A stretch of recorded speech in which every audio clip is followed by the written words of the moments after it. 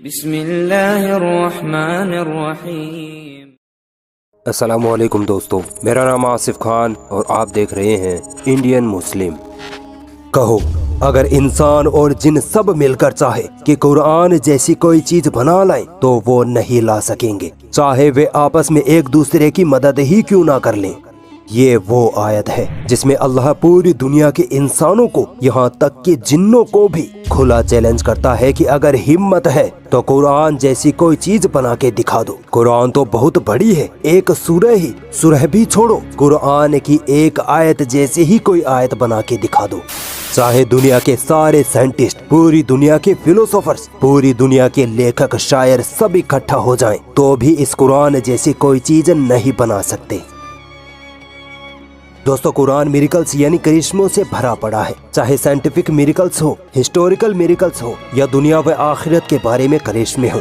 مگر کیا آپ نے کبھی غور کیا ہے کہ قرآن میں نمبر میریکل یعنی گنیتیہ کرشمے بھی موجود ہیں جن کو سننے کے بعد یقین مانی آپ کا دماغ ہل جائے گا۔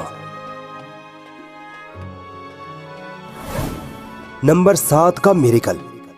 دوستو، ہماری زمین کی 7 پرتیں ہیں، ویسے ہی ہمارے ایٹماسفیئر کی بھی 7 پرتیں ہیں، یہاں تک کہ قرآن و حدیث کے مطابق اللہ نے آسمان بھی 7 ہی بنائے ہیں، مگر سائنس ابھی تک پہلے آسمان کو بھی پار نہیں کر پائی ہے۔ خیر، آج میں آپ کو قرآن میں نمبر 7 سے ریلیٹڈ امیزنگ کیلکولیشن بتانے والا ہوں۔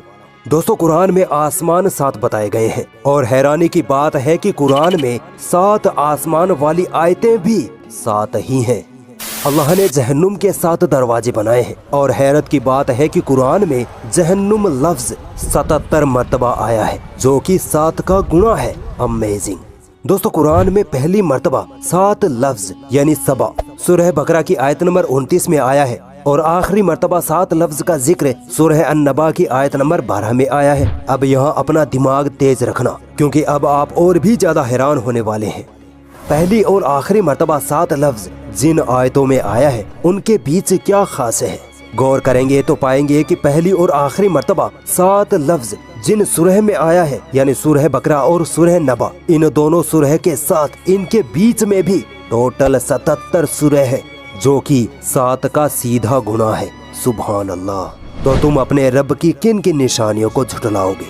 ابھی آگے اور دیکھیے، جس آیت میں 7 لفظ پہلی مرتبہ ذکر ہوا اس آیت سے آخری مرتبہ 7 لفظ کا ذکر والی آیت تک ٹوٹل 5649 آیتیں ہیں۔ امیزنگلی یہ نمبر بھی 7 کا گناہ ہے۔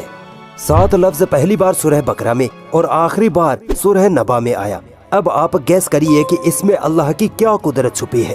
آپ اگر غور کرو تو سورہ بقرہ سے سورہ نبا تک کل 5705 آیتیں ہیں جو سیدھا 7 کا گناہ ہے۔ پہلی مرتبہ جس آیت میں 7 لفظ کا ذکر آیا اس سے پہلے ٹوٹل 35 آیتیں ہیں، 7 سورہ فاتحہ کی اور 28 سورہ بقرہ کی۔ یہ 35 نمبر بھی 7 کا گناہ ہے۔ اور آخری مرتبہ جس آیت میں 7 لفظ کا ذکر آیا یعنی سورہ نبا کی آیت نمبر 12 ہے۔ اس آیت سے پہلے قرآن میں 5684 آیتیں پڑتی ہیں۔ حیرانی کی بات ہے کہ یہ نمبر بھی 7 کا ملٹیپلائی ہے۔ کیا اب بھی لوگ یہی کہیں گے کہ یہ صرف کوئنسیڈنس ہے؟ تو پھر آؤ اور سنو۔ قرآن میں آدمی لفظ 24 بار آیا ہے تو وہی عورت لفظ بھی 24 بار ہی آیا ہے۔ دنیا لفظ 115 بار تو آخرت لفظ بھی 115 بار۔ 88 مرتبہ فرشتہ لفظ تو جناب 88 مرتبہ ہی شیطان لفظ کا استعمال ہوا ہے۔ 145 بار زندگی لفظ تو 145 بار ہی موت لفظ کا ذکر قرآن نے کیا ہے۔ کیا اب بھی یہی کہو گے کہ قرآن اللہ کا کلام نہیں ہے؟ حدیثوں کے مطابق زکوٰۃ دینے سے مال و دولت میں برکت ہوتی ہے، یعنی زکوٰۃ اور برکت لفظ کا ایک دوسرے سے کنیکشن ہے۔ اب دیکھیے، قرآن میں زکوٰۃ لفظ 32 بار آیا ہے تو وہیں برکت لفظ بھی 32 بار ہی آیا ہے۔ ابلیس جو سارے شیطانوں کا سردار ہے، قرآن میں ابلیس لفظ 11 بار آیا ہے۔ حیرانی کی بات ہے کہ قرآن میں ابلیس سے پناہ مانگنے کا ذکر بھی 11 بار ہی ہوا ہے۔ دوستو، ہم پر جب کوئی مصیبت آتی ہے اور جب اللہ تعالیٰ اس مصیبت کو ہم پر سے ٹال دیتا ہے تو ہم اللہ کا شکر ادا کرتے ہیں، ہے نا؟ اب دیکھیے، قرآن میں مصیبت لفظ 75 مرتبہ آیا ہے تو شکر لفظ بھی 75 مرتبہ ہی ذکر ہوا ہے۔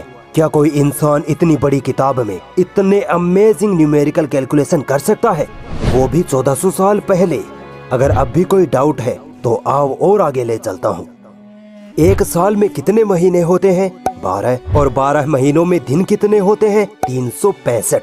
ठीक है, अब आइए कुरान मजीद की तरफ। कुरान में महीने लफ्ज का जिक्र एग्जैक्ट 12 बार आया है और दिन लफ्ज का जिक्र एग्जैक्ट 365 बार आया है। जितने महीने उतनी बार जिक्र, जितने दिन उतनी बार जिक्र।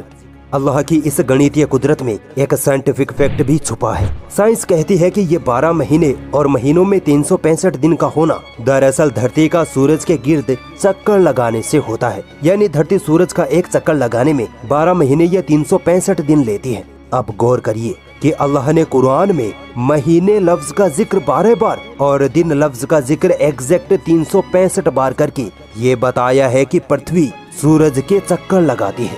सुभान अल्लाह। सोचो, अल्लाह ने ये बात 1400 साल पहले ही कुरान में लिख दी थी, जब साइंस का कुछ अता पता भी नहीं था। तो बताओ तुम अपने रब की किन किन निशानियों को झुटलाओगे? मुझे पता है इनकार करने वाले लोग अब भी यही कहेंगे कि कुरान अल्लाह का कलाम नहीं है। तो चलो एक और अमेजिंग न्यूमेरिकल मिरेकल आपके सामने रखता हूँ, इसको जरा झुटला के दिखाओ।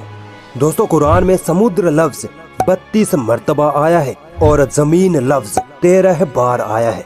आप सोच रहे होंगे कि ये तो कोई मेल नहीं बैठा है ना, लेकिन अगर आप इन दोनों नंबरों को जोड़ दे यानी 32 प्लस 13 तो बनते हैं 45। अब भी कोई मेल नहीं बैठ रहा। सुनिए, साइंस कहती है कि हमारी पृथ्वी का 71.1% हिस्सा पानी यानी समुद्र है, जबकि 28.8% हिस्सा जमीन से घिरा है। अब आओ कुरान में दिए गए समुद्र और जमीन लफ्ज की परसेंटेज कैलकुलेशन करते हैं। दोनों नंबरों को जोड़ने पर बनते हैं 45। ठीक है, समुद्र का प्रतिशत निकालते हैं। 32/45 इंटू 100 निकलता है 71.1% और जमीन का प्रतिशत निकालते हैं तो 13/45 इंटू 100 आता है 28.8%। ये दोनों एग्जैक्ट वही प्रतिशत है जो आज हमें साइंस समुद्र और जमीन के बारे में बताती है।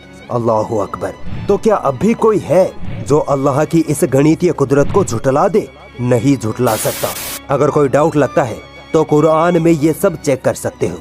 पूरी दुनिया इस कुरान में गलतियां ढूंढने में लगी पड़ी है, मगर आज तक एक जर्रा बराबर भी गलती इस कुरान में नहीं ढूंढ पाई, क्योंकि ये किताब उस वाहदहू ला शरीक की तरफ से है जिसने इस दुनिया को थाम रखा है, जिसने इंसानों, जिन्नों, जानवरों, पहाड़ों, समुद्रों, हवाओं सबको पैदा किया। वही हर शह को कंट्रोल करने वाला है, वही जिसकी तरफ हमें लौट कर जाना है, वही अल्लाह है।